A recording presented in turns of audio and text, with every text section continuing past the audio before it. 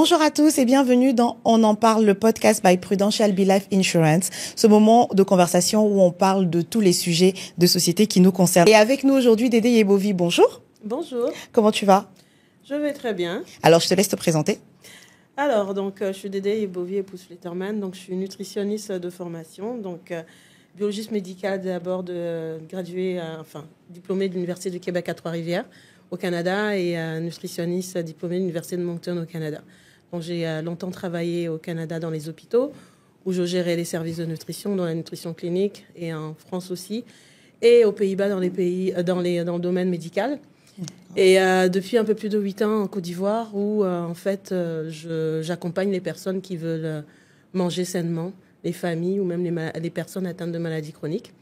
Et ça fait quelques mois, j'ai ouvert aussi un restaurant, un fast-food sain, avec 100% de produits faits avec des produits locaux, innovés, qui s'appelle le Western Central, et nous livrons partout sur Abidjan. D'accord. Alors, quand j'ai entendu fast-food sain, mon cerveau a un peu bugué, mais on va y revenir. Et on est également avec Pete Bacardi. Bonjour. Bonjour. Je ne sais pas si je peux te demander de te présenter, parce que normalement, tout le monde te connaît. Mais vas-y, essaye quand même de te présenter. Dis-nous tout. Donc, Pete Bacardi, rappeur, producteur. J'ai pas le même cursus scolaire que mon ami. Moi non plus. Mais je suis accessoirement, friand de sport. Mm-hmm. Je fais très attention depuis un certain moment à tout ce qui a trait à l'alimentation. D'accord. Et alors, tu fais attention depuis un certain moment. Je vais te prendre du coup au mot. Qu'est-ce qui a été l'élément déclencheur pour que tu te dises maintenant je vais faire attention à ce que je mange? C'est gros. Pardon, je sais. Définis gros. Bon, parfois quand on utilise ces termes, ça peut paraître péjoratif, mais je me sentais pas à l'aise dans mon corps. Mm-hmm. Dans le sens où, normalement, je fais du L, je faisais du double, voire du triple XL, ce genre de choses. Je savais pas que quand on prenait du poids, ça avait un impact aussi sur les pieds. Parce que du coup, je faisais plus la pointure initiale que je faisais. Je sais plus grand. Je sais plus grand parce que ma pointure initiale, ça me faisait mal. Et voilà, après tous les problèmes que ça incombe, mal dormir, avoir le ventre ballonné, etc. Et il y a aussi le fait que j'avais comme projet de revenir au devant de la scène. Mm-hmm. Et alors, je suis pas ce genre de personne qui est au taquet sur son physique non plus, qui fait des photos torse nu, etc. Mais je pense qu'une bonne présentation de soi intérieurement a un impact extérieur. Donc ça rejaillit de manière positive sur comment les gens peuvent te percevoir. Donc du coup, je me suis imposé grâce à mon coach, Cyril Benjamin, qui est un coach de CrossFit, et Oli aussi, la machine, qui est boxeur. Et ce sont les deux personnes qui ont été source de motivation pour que je puisse trouver un équilibre et revenir à des proportions un peu plus normales. Alors, pourquoi avoir pensé d'abord nutrition et pas sport? Parce qu'en fait, on a la fâcheuse manie de penser que c'est en courant beaucoup, en faisant énormément de sport, qu'on a une morphologie adéquate, en tout cas en fonction de nos attentes. Mais l'essentiel, c'est dans les aliments qu'on utilise pour se nourrir. De manière générale, en Afrique, on est très, très féculent. Quand je parle de féculent, c'est riz, pâtes, aloko, attiéké, etc. Manioc. Et en fonction des corps, après, je ne fais pas l'expert du tout, ça c'est selon mon expérience, en fonction des corps, il y a des ingrédients qui vont plus ou moins à certains organismes. Il y a des gens qui vont manger beaucoup de riz et de pâtes, mais qui ne vont pas prendre de poids plus que de raison. Moi, par exemple, quand j'en mangeais beaucoup, mais je le ressentais. Une fois que j'ai arrêté, que je me suis mis à tout ce qui est légumes, salades, etc., c'était drastique en fait. Okay. J'étais au moins à 100 kilos. En poids, le poids maximum que tu atteins, c'était 100 kilos? Ouais, 105. Oh, ok. Mais en fait, comme je suis tassé, c'est par rapport à mon ventre qu'on sentait que j'étais... Que j'avais pris du que poids. j'avais pris du poids. Mais comme je suis de nature carrée, ben, même moi, ça me choquait pas plus que ça. Mais je sentais que physiquement, j'étais pas très, très, très à l'aise. Et donc, quand Cyril m'a donné un programme de nutrition à respecter, en me disant, écoute, je ne vais pas te donner un truc radical parce que changer de manière radicale son alimentation, ça peut avoir un effet contraire. Ça veut dire que tu vas, pendant un certain temps, changer radicalement ta manière de manger. Une fois que tu vas avoir des résultats, ça va revenir comme un effet boomerang et tu vas prendre 2 fois plus de... Donc, il me disait juste de respecter mes portions, de diminuer les féculents et de manger beaucoup de protéines. Et ce que j'ai fait, c'est que j'ai opté pour les légumes de manière prioritaire. D'accord. Et donc, et au bout de 2 semaines, j'ai vu le résultat. Et ça m'a motivé, en fait. Au bout de 2 semaines déjà, tu as vu... Franchement, quand tu es légumes, féculents, poissons, viande, ça ment même pas. D'accord. Beaucoup d'eau, parallèlement, bien sûr, du sport, ça ment pas. Le résultat, il est visible très rapidement. Juste avant de passer à toi, Dédé, quel était ton sentiment quand sur la balance, parce que tu vis au quotidien, comme tu dis, tu t'habitues à ton nouveau poids. Mais je me dis, quand tu montes sur la balance et qu'elle passe de 2 chiffres à 3 chiffres, genre le moment où... Quel est ton sentiment à ce moment-là? La vérité, après, je ne vais pas faire le dramaturge non plus. Ça m'a pas genre déprimé. Mais je savais que, comme je l'ai dit, sur un certain point esthétique, mais sur un point santé aussi, ça pouvait avoir un impact. Et moi, je fais du sport, ça fait longtemps. Ces derniers temps, j'en fais de manière plus rigoureuse que quand j'étais plus jeune. J'ai fait du foot, j'ai fait de la boxe, j'ai fait différentes choses. Mais là, vraiment, je me suis imposé une rigueur dans mon planning. Tout le monde sait qu'entre 16h et 19h, il ne faut rien caler, il ne faut pas me donner le rendez-vous parce que j'ai sport. Mais, et surtout, quand tu as atteint la quarantaine, tu sens qu'il y a des choses qui sont plus pareilles. Ta faculté à récupérer après un effort, ta faculté à récupérer quand tu sors. Donc, si tu ne régules pas ça, et il faut savoir écouter son corps.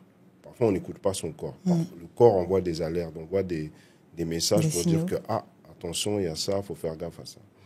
Et c'est plus facile de se laisser aller à la vie, à la bonne vie, ce qu'on qualifie de bonne vie, que d'avoir cette rigueur de gestion de son organisme, de son corps et de sa santé, qui pour moi est la réelle belle vie.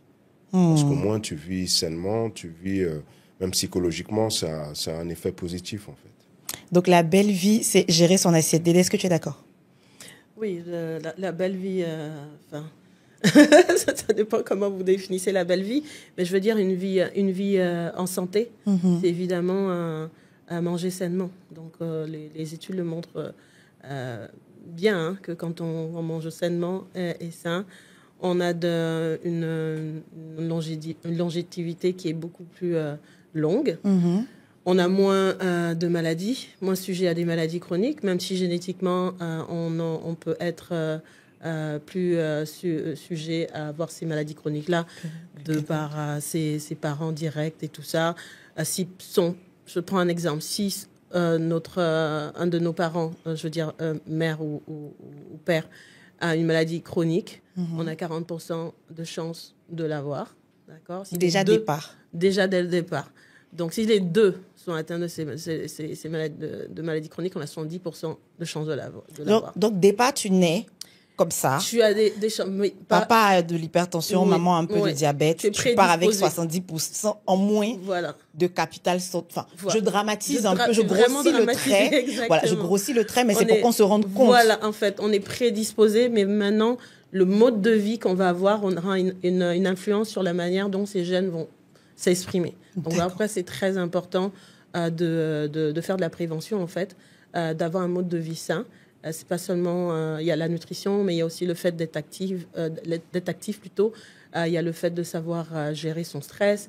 Donc, de contrôler justement son poids avec l'obésité, parce que quand on a atteint aussi d'obésité, on a plus de risques, beaucoup plus de risques de développer certaines maladies chroniques. Donc, c'est vraiment le mode de vie au complet. Donc, oui, par rapport à la nutrition, c'est sûr que c'est garant d'une meilleure santé. Ouais.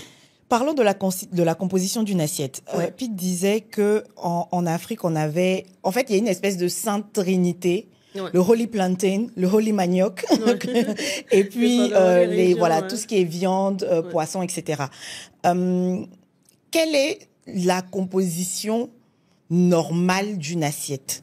Avant de répondre à la question, nos aliments sont très sains en Afrique, quoi. Mm-hmm. Enfin, on mange, nos aliments en tant que tels sont très sains. Okay. Et c'est vraiment la manière dont on peut les cuisiner qui peut porter préjudice. Okay. Donc, sinon, on vit sous les tropiques. Les fruits et légumes poussent chez nous, donc c'est pas transporté à des heures d'avion, des mois de bateau et tout ça, donc la fraîcheur des aliments, elle est là. Donc on a tout en fait pour pouvoir manger sainement. C'est comment nous les préparons.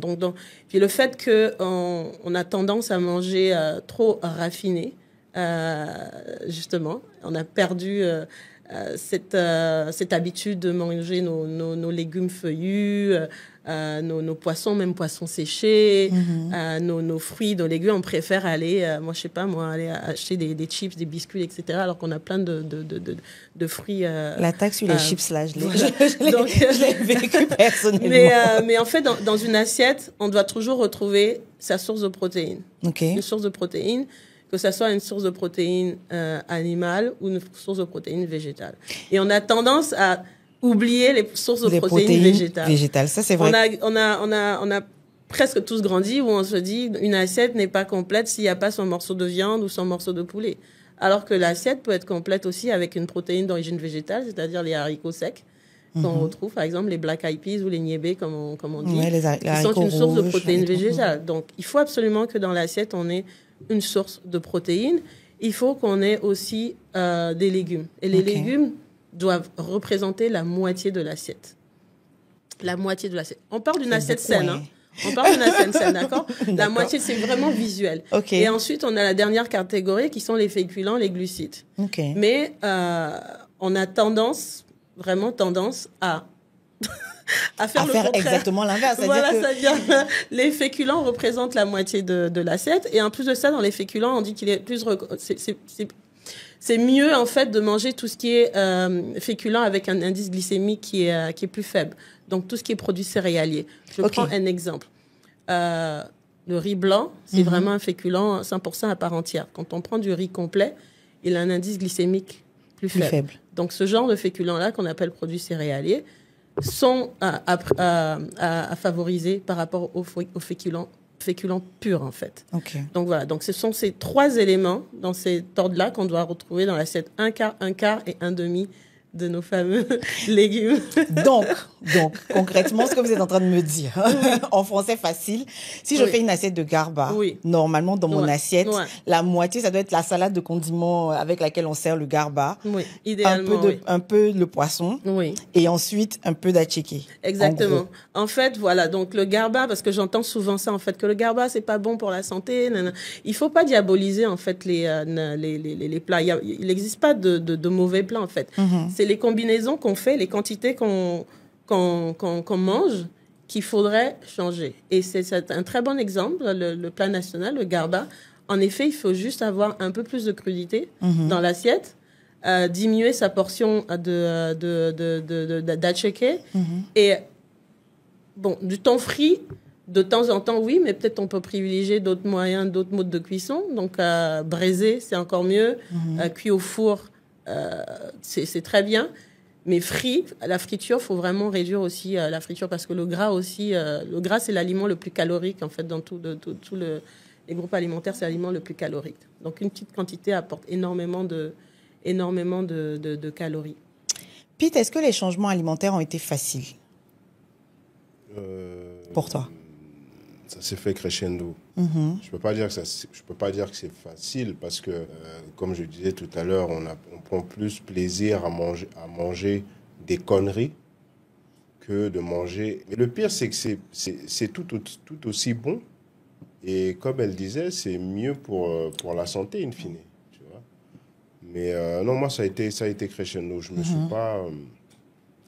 me suis pas imposé une radicalité. Après, je jeûne. Je fais le ramadan. D'accord. Donc, j'ai cette capacité de pouvoir me retenir de manger ou de manger très peu. Voilà, D'accord. Donc, ça aide aussi à avoir une certaine discipline dans son alimentation. Et comment est-ce que tu gères, par exemple, parce que du coup, tu as gardé cette discipline alimentaire, même après avoir perdu le poids, parce que c'est sûr que tu fais plus 100, 105 c'est à vie kilos. maintenant. C'est devenu un Ouais, rythme de vie. Un mode de vie, ouais. Ouais, en fait, c'est un principe que je vais respecter jusqu'à... Toujours. Ouais. Mais Ad maintenant, aeternam. c'est ça. Exactement, c'est le mot Mais que maintenant, je ma cherchais. question est la suivante. Parce que avec tes activités professionnelles, etc., en tant qu'artiste, quand tu fais un resto avec des partenaires ou avec des artistes, ou quand, par exemple, tu as un concert, ou quand tu es en studio, comment tu fais pour être... Parce que je n'ai pas fait beaucoup de sessions de studio quand même, mais je sais que des fois, tu es tellement dans le jus que tu peux passer l'heure du repas. Tu peux... Enfin, je ne sais pas comment, dans le quotidien, dans une vie très active comme la tienne, tu arrives quand même à maintenir ta diète. C'est une question de discipline et de volonté. Même quand je fais un rendez-vous, je vais à un dîner, je vais manger des épinards, par exemple. Tu commandes des épinards au resto. Ouais, c'est vrai. C'est génial. Je commande des J'ai épinards. jamais pensé à faire Ouais, ça. parce qu'en fait, c'est... justement, ça, c'est une excuse. Pour beaucoup qui disent, ouais, mais là, j'ai rendez-vous, là, mais tu peux anticiper. Tu peux te faire une petite boîte de nourriture que tu emmènes en studio, que tu réchauffes. Tu peux ne pas commander du Burger King et tu comprends, commander des choses. C'est vraiment une rigueur personnelle et une volonté. Après, j'ai des jours où je me laisse aller. Et je sais que le lendemain, bah, je vais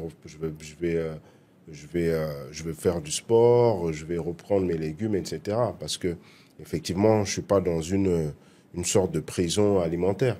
Mais je m'impose un rythme suffisamment carré pour me dire que, bon, si je veux me faire 3 jours de kiff en mangeant tout et n'importe quoi, j'ai une marge que je peux rapidement rééquilibrer après. Dédé, est-ce que manger sain, localement, c'est facile? Est-ce que si tu pouvais nous donner, je ne sais pas, 5 recos nutritionnels en disant, voilà, si vous mangez ces 5 aliments-là, si vous vous habituez, parce que là, on a parlé par exemple des épinards. Ouais. Est-ce qu'il y a d'autres aliments comme ça qui sont très disponibles, pas chers, auxquels on ne pense pas? Oui, et enfin, je voulais rajouter quelque chose par rapport à ce que Pete a dit. C'est en fait, on est notre meilleur investissement, quoi. Oh, j'aime beaucoup. Dire, on est notre je meilleur veux dire, investissement. et il a tout à fait raison quand il dit, c'est une question de discipline, mais je veux dire, quand on travaille, on a tous des emplois du temps, on respecte tous nos rendez-vous, nos heures de rendez-vous, etc. Et on a une certaine discipline, une certaine rigueur par rapport à son travail, mais par rapport à soi, en fait, ça devrait d'abord commencer par soi. Donc c'est important d'abord de se donner tous les moyens d'être en santé, parce que quand tu es en santé, tu performes mieux aussi au travail. Tu es plus concentré, tu es plus heureux mentalement, voilà, tu es plus heureux, etc. Donc c'est important de s'investir, d'investir en soi, en fait, sur soi. Donc maintenant, par rapport à nos aliments, il y en a une multitude. Donc on parle d'épinards, mais l'épinard, là, la sauce d'épinards, c'est aussi simple que ça. On n'est pas obligé de prendre comme Popeye, avoir forcément ces épinards dans l'assiette comme ça. Nos sauces d'épinards avec même les courges à l'intérieur, des pistaches écrasées, etc. C'est très bon pour la santé. Ça fait, quand je dis moitié de l'assiette des légumes, ben ça, ce sont des légumes, en fait. Du gombo. Le gombo, c'est excellent. Il y a du magnésium dedans, il y a des fibres. Enfin, je veux dire, il y a du calcium. La sauce gombo, C'est excellent. C'est des légumes aussi. Sauce feuille de patate. C'est des légumes. Voilà, les crudités qui vont avec le garba. Tomates, oignons, tout ça, ce sont des crudités, ce sont des légumes aussi. D'accord? Donc, on a tous ces légumes verts feuillus qui sont en général très bons pour la santé, parce que ça apporte du fer, pour ceux qui souffrent d'anémie, ça apporte des fibres. Donc, les personnes qui... ça, je reçois beaucoup de personnes qui sont constipées, qui ont des hémorroïdes, des fissures anales, etc., et puis plus, bon voilà, donc le fait d'avoir beaucoup de fibres aussi vient de ces légumes verts feuillus là. Mais on a aussi toutes les légumineuses que nous négligeons. Je disais tout à l'heure par rapport aux protéines, on a des protéines d'origine végétale qui apportent énormément de fibres à l'organisme. Donc à ne pas négliger. On mange trop de viande rouge. Et quand on mange trop de viande rouge, on a 60% plus de chances de développer un cancer colorectal. Donc, c'est une réalité aussi. Donc, il faut vraiment faire attention. Les recommandations même, internationalement, moi j'ai fait mes études au Canada, les recommandations sont de deux fois la consommation de viande rouge par semaine, maximum. En Angleterre, ils sont même pires. En Angleterre, les recommandations sont de 1 fois par semaine. Simplement pour la viande rouge n'est pas vraiment... De go-to. Voilà, pas quand on le en truc. consomme en excès, d'accord. Donc, donne-moi des exemples, par exemple, par rapport à ce que toi, tu aimes manger. Pour que je vois comment... Moi, pour le coup, je suis vraiment dans la Holy Trinity, Holy Plantain, Holy Manioc. Mais je pense à, par exemple, quelque chose que j'ai jamais osé manger. C'est... comment ça s'appelle? De la betterave. La betterave. OK. Qu'est-ce qu'on peut en faire? La betterave. Je vois ça dans les marchés, ça existe, c'est rouge en plus, donc voilà.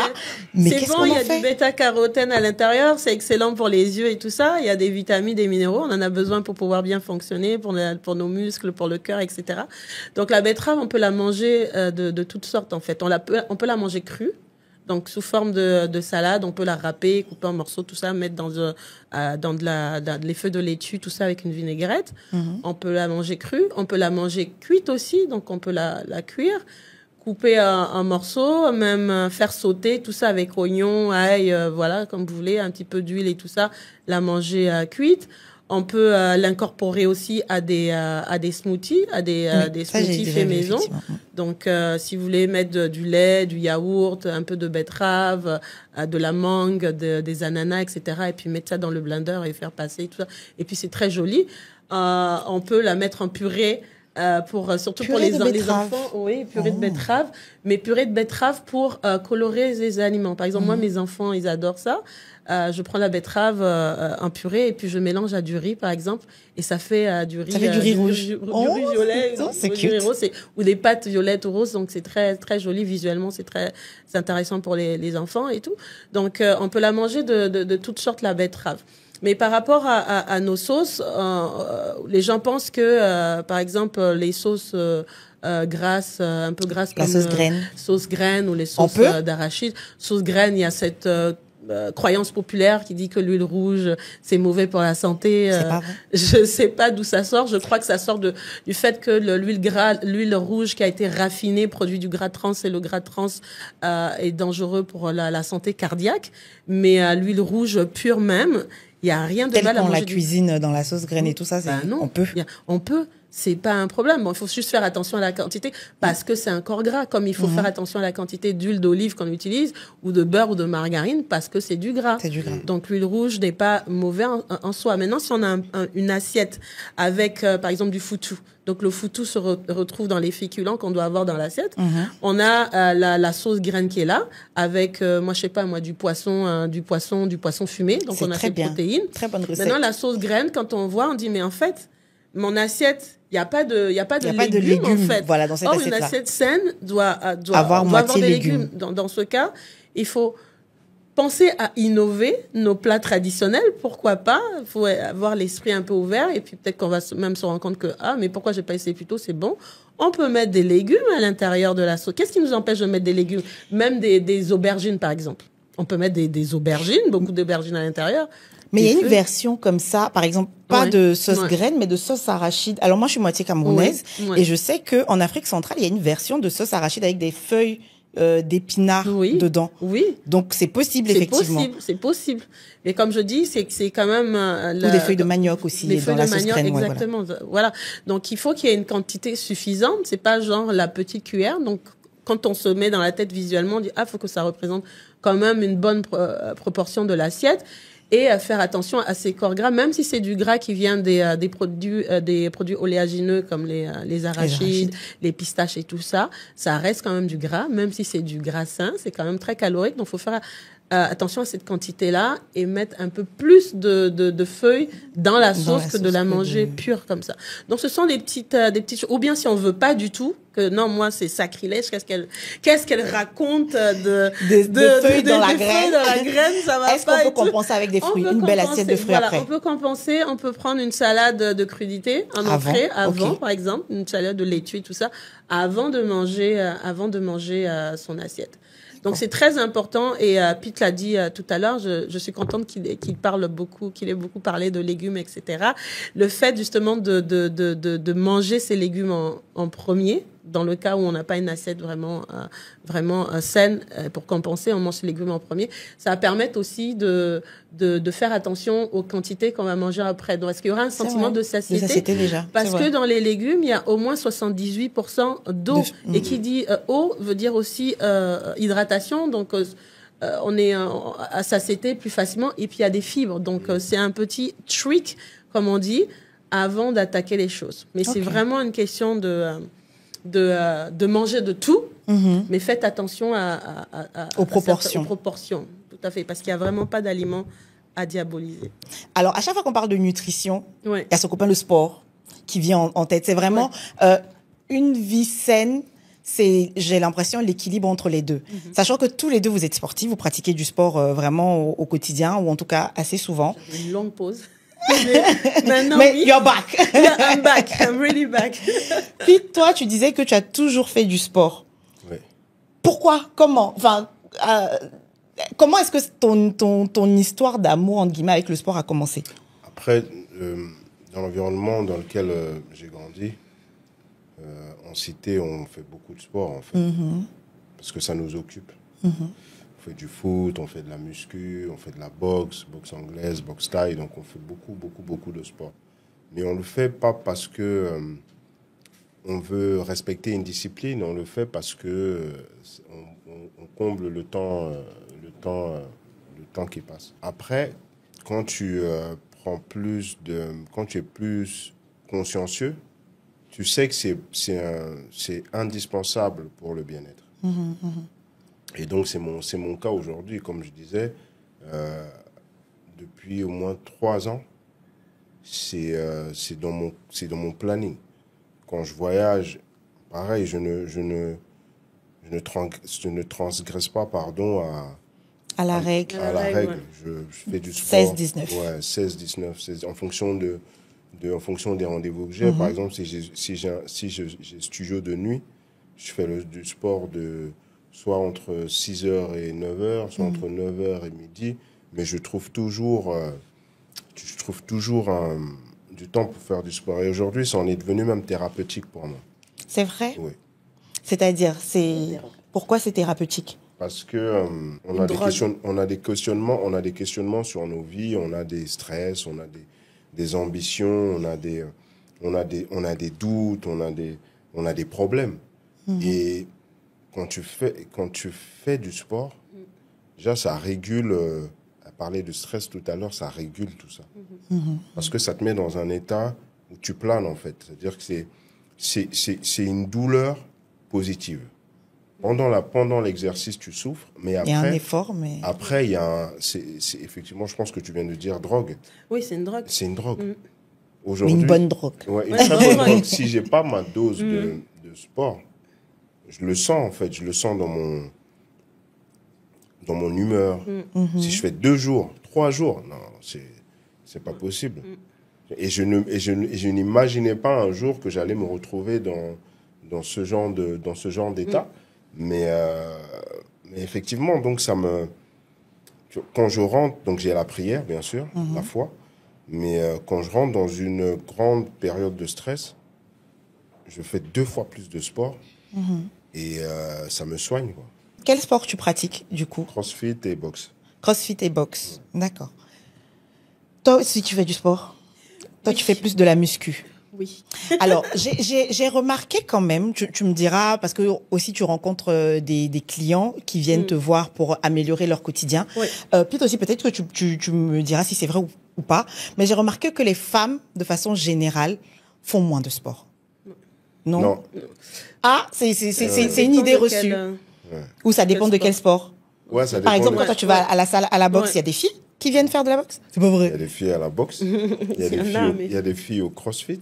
C'est pas Il n'y vrai. a pas la parité, en fait. Ouais, dans il ce y a, sens. il y a des- il y a des filles partout. D'accord, ok, Il y a- bon. et moi, je trouve même que les femmes sont plus résistantes que les hommes. Quand elles se mettent dans une discipline, elles sont plus résistantes. D'accord, tu confirmes? Je ne sais pas, je ne saurais dire. Moi, je pense que si, je sais pas si c'est la construction de la femme qui est ainsi faite, Oui. mais il y a une discipline naturelle chez la femme qu'il faut travailler chez certains hommes. Il y en a qui l'ont naturellement, mais il y en a Disons d'autres qui qu'elles, doivent... les femmes, on va dire, prennent plus soin d'elles et on leur santé plus à cœur. À cœur. Que les hommes. Statistiquement, on le voit même dans le monde. Si on va dans les maisons de retraite ou on va dans les villages, on voit bien que les femmes, il y a plus de veuves que de veufs. Donc voilà, donc on est beaucoup plus... on fait plus attention, on va dire. Donc peut-être que ça rejoint à ce que tu veux dire, selon moi. Et en fait... Bon, personnellement, moi, quand j'étais aux études, quand j'avais 18 ans, 20 ans, tout ça, c'était vraiment le sport de sprint, 50 mètres, 60 mètres. On m'appelait la gazelle africaine et tout ça. C'était vraiment mon dada, jusqu'à ce que ma mère elle me dise non, tu m'arrêtes tout de suite. Moi, je te paye les études au Canada, c'est pas pour faire du sport. C'est pas pour courir partout. Elle comprenait pas le truc, alors qu'en Amérique du Nord, quand tu excelles dans une discipline sportive, tu as facilement des bourses et tout ça et des ouvertures. Mais bon, voilà. Mais en fait, j'ai compris, surtout avec les études, j'ai compris que en fait le sport, c'est vraiment, ça fait partie intégrante d'un mode de vie sain, avec une saine alimentation. Donc les personnes qui, tu parlais de stress tout à l'heure, tout ça, les personnes qui sont beaucoup stressées, qui même entre guillemets mangent mal et tout ça. Et il faut savoir que en Afrique, on a une tendance avoir des maladies cardiovasculaires beaucoup plus jeunes, alors qu'en Occident, c'est des maladies de personnes âgées, donc maintenant, on les a de plus en plus jeunes. Et le fait de faire du sport, justement, comme on appelle,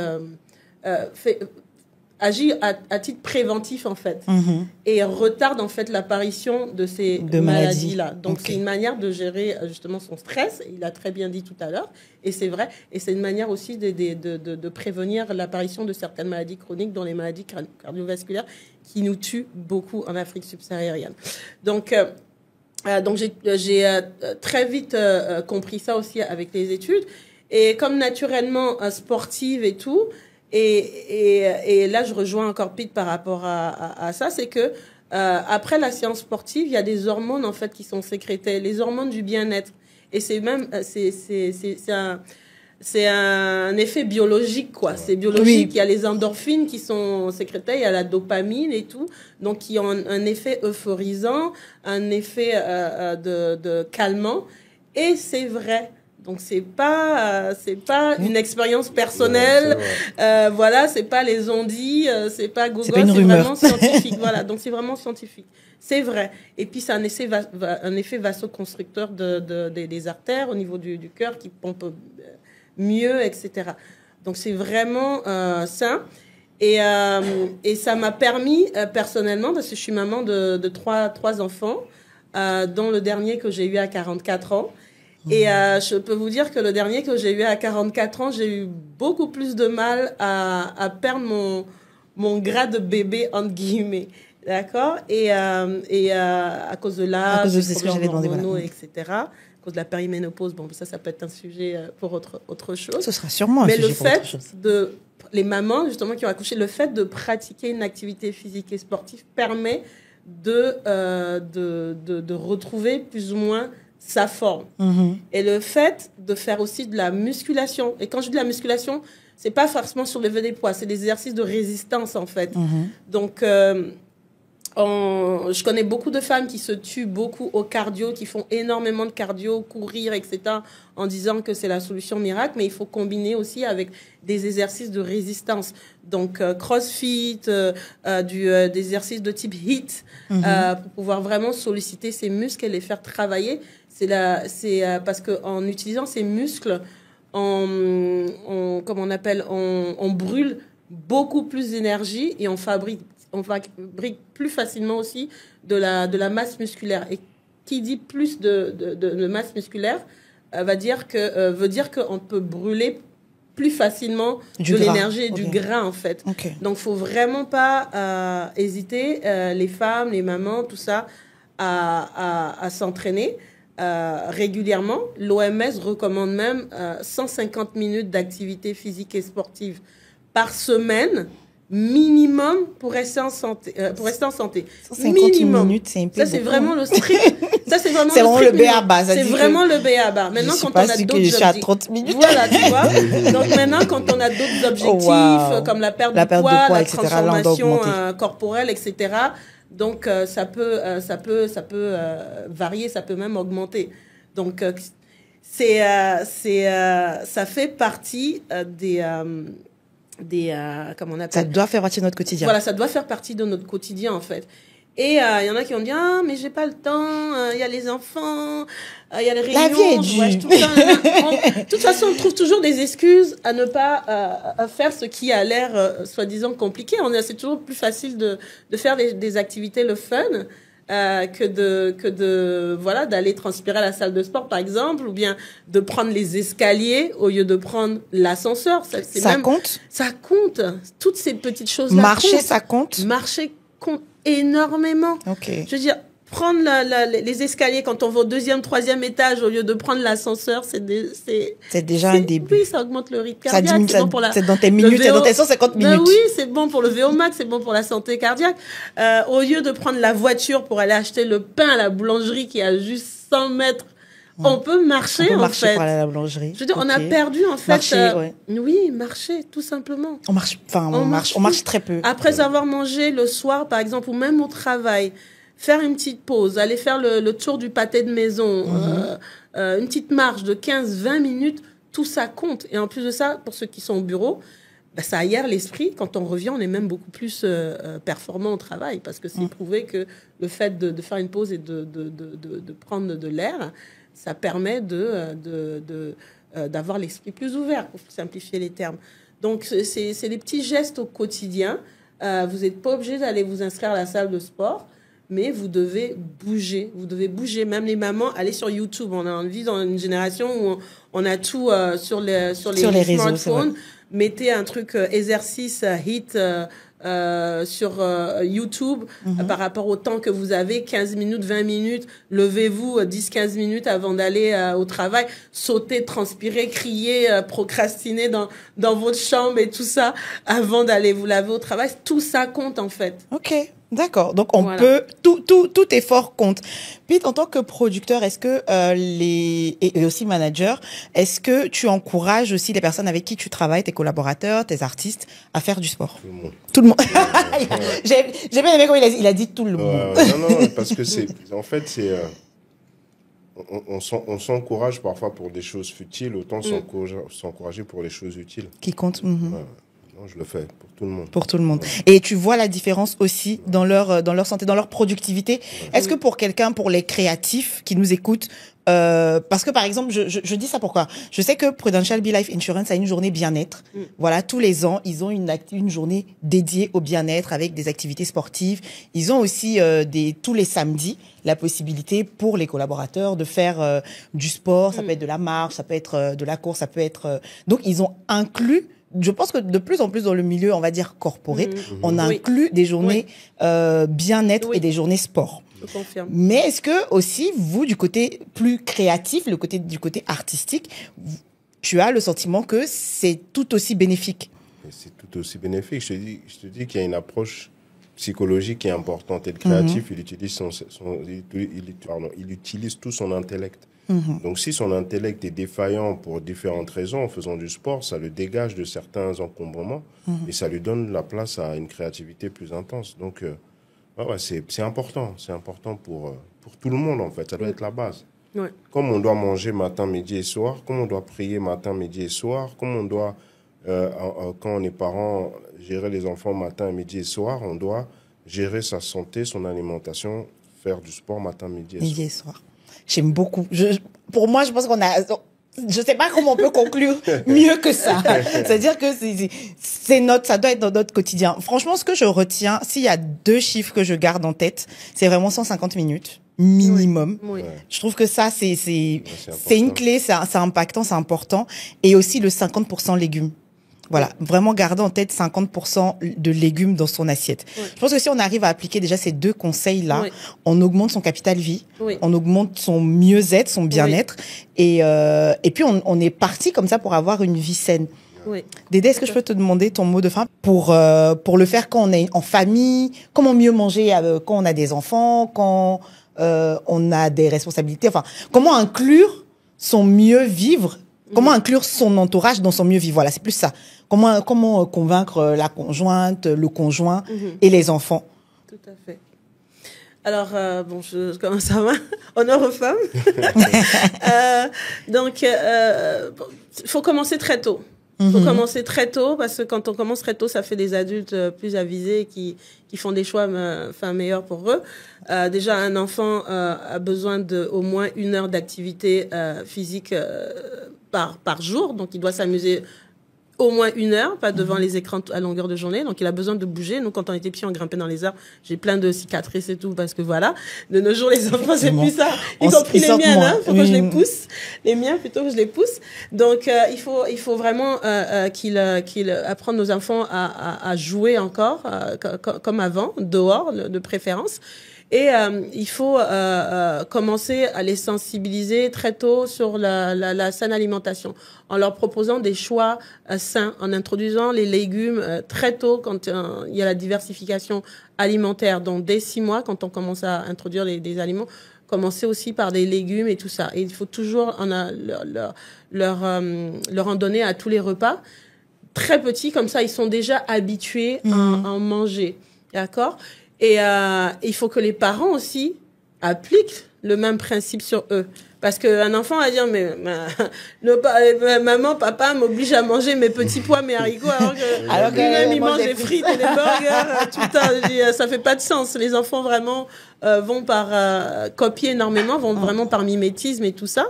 Donc, on doit faire attention en tant que parents aussi de pouvoir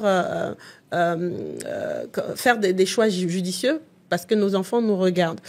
Et les impliquer dans la cuisine, les impliquer quand on va faire les courses.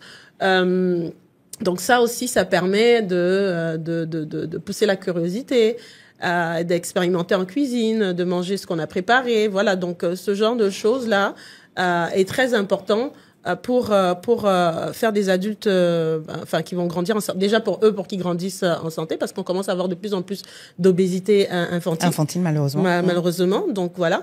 Et certains pensent aussi que non, si je dois manger sain pour ma famille, ça coûte trop cher, il faut aller au supermarché, acheter des asperges, des choses. Et puis je vais perdre mes plats préférés, alors que moi j'aime manger ma sauce graine. Donc il va falloir que je mange de la laitue ou des salades tous les jours. Non, c'est pas possible. Non. Ça. Donc ça, c'est vraiment des mythes. D'accord, déjà, si on mange local, on peut déjà mieux gérer le budget alloué aux aliments, à l'alimentation. Manger local et de saison. Quand c'est la saison des mangues, allez-y pour la saison des mangues. Quand c'est la saison du gombo, voilà, je donne un exemple comme ça, aller pour le gombo, tout ça, comme ça coûte moins cher déjà. Et le fait aussi de préparer en quantité, de faire du meal prep ou du batch cooking. Prenez le temps le week-end. Pardon. Ouais. Batch cooking, meal prep, tout ça. En gros, on va beaucoup et puis on divise. En gros, quoi, voilà, en global. C'est des termes américains, mais nous, on fait ça il y a longtemps. Voilà, c'est ça. On prépare beaucoup, on divise. Donc, on fait les courses, on prépare le week-end. Voilà, on met on portionne et tout ça, et on met dans le frigidaire, dans le congélateur, et puis peut-être dans la semaine, on fait juste les accompagnements, tout ça sauve du temps, parce qu'il y en a qui disent, non, mais j'ai pas le temps. Donc, on prend ce qu'il y a au quartier, en bas, où c'est pas vraiment sain. Donc, en faisant ça aussi, ça permet de contrôler ce qu'on met dans son assiette. Et tout ça pour dire aussi que il n'y a pas d'aliments à diaboliser. Il n'y a pas d'aliments où on se dit il faut que je supprime ce que j'aime manger, même si c'est pas très bon pour la santé, même si c'est je sais pas moi, son burger ou son garba, il faut que je le supprime pour manger sainement. C'est faux. En fait, c'est qu'est-ce qu'on peut ajouter pour que ça soit plus sain. C'est juste faire des choix plus judicieux aussi. On peut manger, on peut s'éclater de temps en temps. On est quand même des humains, il faut se faire plaisir. On a des moments où on se fait plaisir. Mais tant aussi longtemps qu'en règle générale, on mange sainement, même s'il y a quelques moments où il y a des excès, et là, c'est pas un problème. Et quand bien même il y a des excès, on peut toujours se dire, OK, là, je prends le burger, peut-être, au lieu de prendre la frite qui va avec, je peux prendre la laitue. Ou bien je prends un petit peu de frites et je prends de la laitue. Mais j'ai mon burger aussi. Donc, ce sont ces choses-là, en fait. Où au lieu de manger ma salade avec une grande quantité de vinaigrette, peut-être que je peux diminuer la quantité de vinaigrette ou bien faire ma vinaigrette autrement. Donc, utiliser du yaourt, de la moutarde bien assaisonnée pour que ça soit moins calorique. Peut-être que je peux rajouter plus de légumes dans ma sauce. Yaourt, moutarde, j'aime bien ça. C'est très bon. Beaucoup de gens, c'est comme les Grecs, hein. La salade tzatziki, pour ceux qui connaissent pas, en Grèce, il y a une salade tzatziki qui s'appelle tzatziki. En fait, c'est la vinaigrette est faite à base de yaourt grec, de la vinaigrette, plutôt du citron, du sel, poivre. Et puis un peu d'oignon, c'est vraiment, vraiment, vraiment bon. En fait, il faut aussi pousser sa curiosité à manger autrement et pourquoi pas à innover nos traditions ancestrales, à les moderniser de manière à peut-être à attirer plus la nouvelle génération là. Les Gen Z là. Non, maintenant on est passé même déjà à la génération alpha. Oui, on est en bêta. On est même déjà en bêta. Voilà, c'est cette année. Bêta, c'est cette année. Ça ne nous rajeunit pas. En tout cas, merci encore vraiment pour avoir accepté de partager vos expériences et vos connaissances avec nous. Pete, ce que je garde aussi de ce que tu nous as dit, c'est que finalement, on peut prendre le contrôle sur sa vie et sur sa santé. Bien sûr. Et on peut anticiper avant d'avoir justement les interdits du médecin. C'est-à-dire que tant qu'on peut faire des choix en amont pour garder le contrôle. Et quel serait, selon toi, ton mot de fin pour conclure ce beau moment qu'on a passé ensemble? Écoute, je vais te dire sport, alimentation et spiritualité. Sport, alimentation et foi. J'aime beaucoup. J'aime beaucoup. C'est la nouvelle Holy Trinité. On était passé de plantain, manioc. On a commencé à plantain, manioc et viande. Et là, maintenant, on garde sport, alimentation et foi. Merci encore, Pete, d'avoir accepté d'être avec nous. Merci de nous avoir invités. J'espère que vous avez passé un bon moment. Oui. Un bon moment. On se retrouve très bientôt dans On en parle, le podcast by Prudential Be Life Insurance. Au revoir.